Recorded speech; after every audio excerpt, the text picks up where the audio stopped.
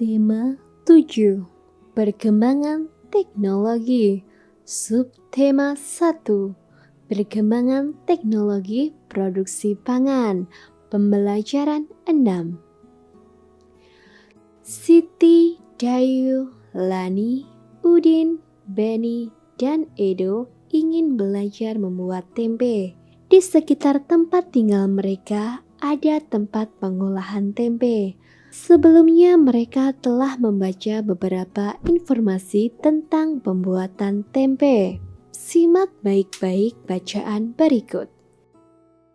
Cara membuat tempe. Kedelai merupakan hasil perkebunan yang memiliki banyak manfaat.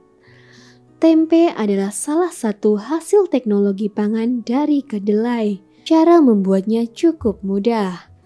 Kacang kedelai digunakan untuk membuat tempe. Selain itu, ditambahkan ragi tempe serta daun pisang. Pertama, kacang kedelai dicuci hingga bersih, kemudian direndam selama 12-18 jam.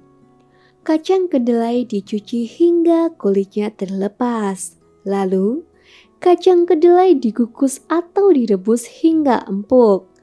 Kacang kedelai yang sudah empuk diangkat dan ditiriskan. Ragi tempe dapat ditaburkan jika suhunya telah berubah menjadi hangat. Kacang kedelai dapat dikonsumsi dalam bentuk yang baru yaitu tempe melalui teknologi pangan. Teknologi pangan bermanfaat agar kedelai dapat dinikmati sebagai jenis makanan baru. Zat gizi pada tempe dapat memperbaiki sel-sel tubuh yang telah rusak. Sekarang kita akan melengkapi kalimat berikut. Tempe merupakan salah satu makanan yang diolah melalui teknologi pangan. Bahan utamanya adalah kacang kedelai dan ragi tempe. Ragi tempe berguna dalam proses perubahan dari kacang kedelai menjadi tempe. Ragi tempe ditaburkan di atas kacang kedelai saat suhu kacang kedelai rebus telah turun menjadi hangat. Setelah 1 atau 2 hari, kedelai akan berubah menjadi tempe.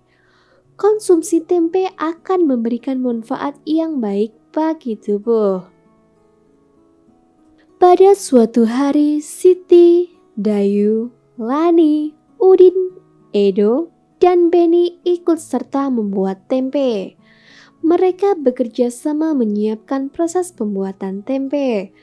Udin dan Edo menyiapkan kompor dan panci. Dayu mencuci kacang kedelai dibantu oleh Lani. Siti dan Beni bertugas merebus kacang kedelai. Siti harus mengisi panci dengan air. Panci yang tersedia berukuran besar. Gelas untuk menuang air berukuran kecil. Siti menghitung banyaknya gelas berisi air agar panci terisi sampai penuh. Satu panci terisi penuh air setelah dituang 9 gelas satuan. Artinya, volume satu buah panci setara dengan 9 gelas satuan.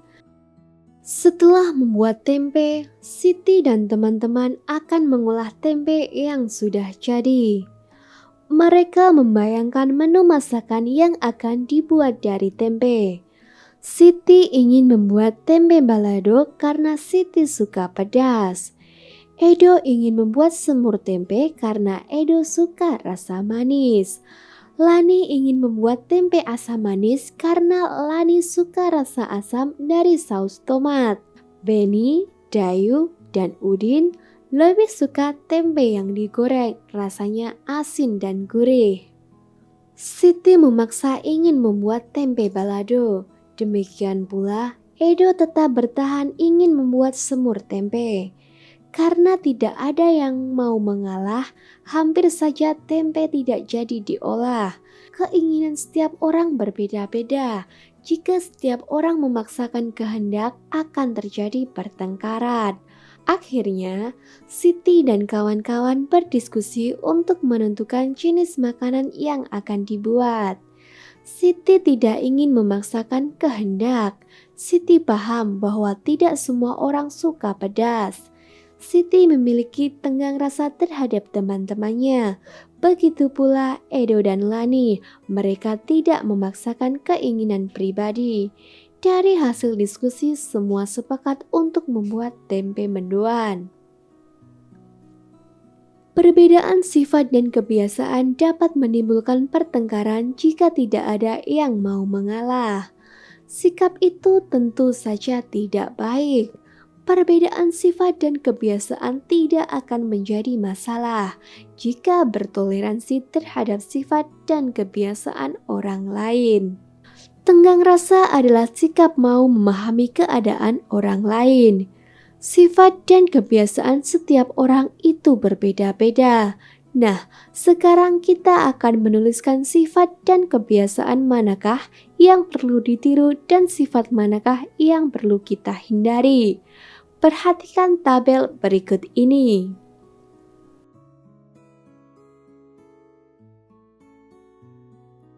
Sikap yang perlu ditiru akan memberikan hal yang positif atau baik. Sedangkan sikap yang harus dihindari adalah sikap yang dapat memberikan akibat negatif atau tidak baik.